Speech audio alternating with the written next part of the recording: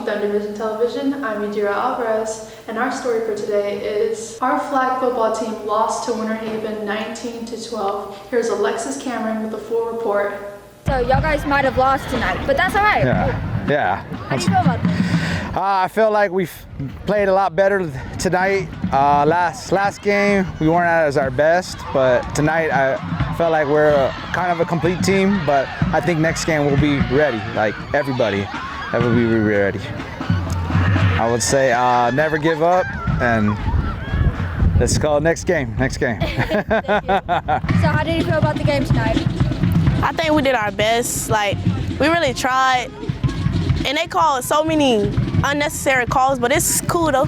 You win some, you lose some. Lake Region went on a field trip to Ridge to discuss future career paths. PowerPoint.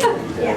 And then after this program, you can have your Microsoft Office certificate. And get through it. Fast food is where you start by.